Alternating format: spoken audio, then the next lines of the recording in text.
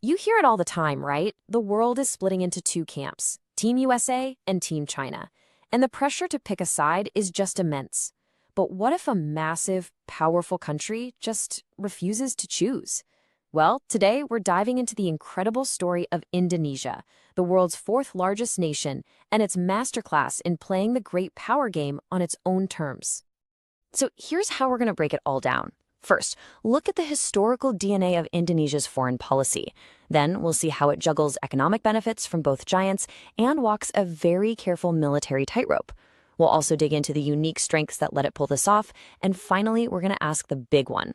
Can this incredible balancing act actually last? I mean, this is the central question of our time, isn't it? For so many countries, the answer feels like a reluctant yes. But Indonesia's entire approach to the world is built on a powerful and very deliberate no. Let's find out how they do it. To really get what makes Indonesia tick today, you have to go back to its founding principles. It's all rooted in this core philosophy that has guided the nation for decades. Their guiding star is a concept called bebas active, and you really have to understand this. It is not about being passive or neutral. Bebas, which means free, is all about making its own decisions, without Washington or Beijing calling the shots. But active, or active, means it is a player, not a spectator. It's out there trying to shape world events, especially through organizations like ASEAN. And man, its history has been a total roller coaster. Back in '55, Indonesia hosted the famous Bandung Conference, really cementing its non-aligned roots. But a decade later, its leader was talking about a Jakarta-Peking axis. That all came crashing down after a violent coup attempt, leading to a 23-year-long freeze in relations with China and a hard pivot to the U.S. It wasn't until 1990 that ties with Beijing were restored, and by 2010, Jakarta was signing a major partnership with Washington. You see the pattern? This history taught Indonesia one crucial lesson. Never, ever put all your eggs in one basket. All right, so this philosophy of not choosing sides plays out big time in the economic sphere, where Indonesia has basically perfected the art of getting the best of both worlds. Just take a look at these numbers. The explosion in trade with China is, well, it's astronomical. We're talking about it going from just a few $billion in 2000 to a forecast of well over $150 billion by 2025. China is, without a doubt, Indonesia's biggest trading partner. But look closely at the U.S. column. It's not going down. It's actually growing steadily, and it remains a really vital, high-value market for them. And here's one side of the investment story. Just last year, in 2023, Indonesia got a massive $7.3 billion from China's Belt and Road Initiative, making it the single biggest recipient. That's a huge vote of confidence from Beijing. But here's the twist. According to one report, if you actually include investments in the oil and gas sector, which official stats often miss, total U.S. investment in just a 4-year period was a staggering $36 billion. That likely made the U.S. the top foreign investor during that time. So the key takeaway here is that the simple story of Chinese economic dominance, it's just not the whole picture, not even close. So how do they keep these two giants from bumping into each other? Well, it's pretty smart, actually. They steer the investment into different lanes. Chinese money is flooding into big infrastructure projects and the nickel market, which is crucial for EV batteries. At the same time, American money is focused on high-tech areas like 5G and AI, plus energy and finance. It's like they've created two separate playing fields, allowing both powers to invest heavily without stepping on each other's toes. Okay, so money is one thing. But now for the trickiest part of the balancing act, defense. When it comes to security, that's where a country's true allegiances often come out.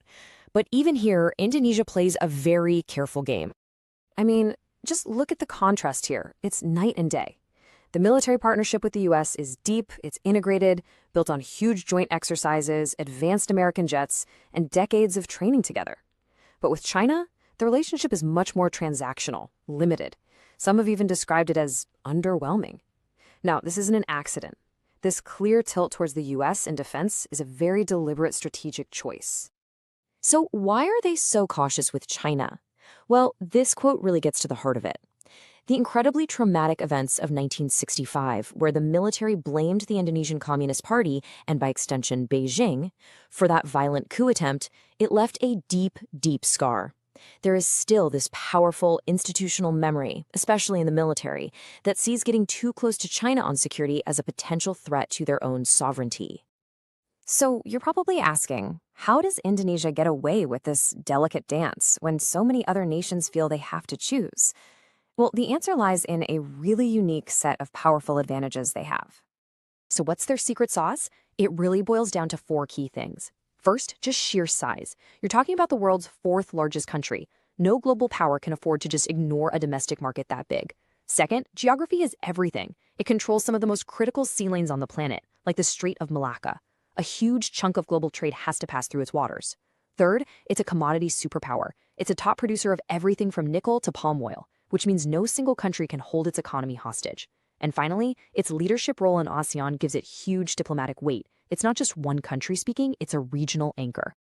And if you want to see this confidence in action, just look at the South China Sea. When Chinese ships enter its economic zone near the Natuna Islands, Jakarta pushes back, and pushes back hard. It's the perfect example of their strategy. Cooperate on trade with China one day, and stand firm to defend their sovereignty the next. So this strategy has worked brilliantly for them so far. But the world is changing, and the pressures from both sides are definitely mounting. The big question is, can Indonesia's great power gamble go on forever?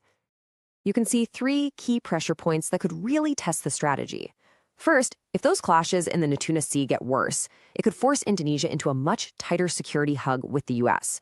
Second, as Chinese investment keeps growing, you're going to hear more concerns about debt and economic over-reliance. And third, domestic politics are always a wild card. Public opinion about foreign influence could easily force the government's hand one way or the other. So we end right where we began. Indonesia has built this remarkable strategy of independence, basically turning the great power competition into an advantage for itself. But as the stakes get higher and the world gets more divided, the ultimate question is still out there. Will the master of the middle path be forced to finally pick a lane, or can it keep paving its own?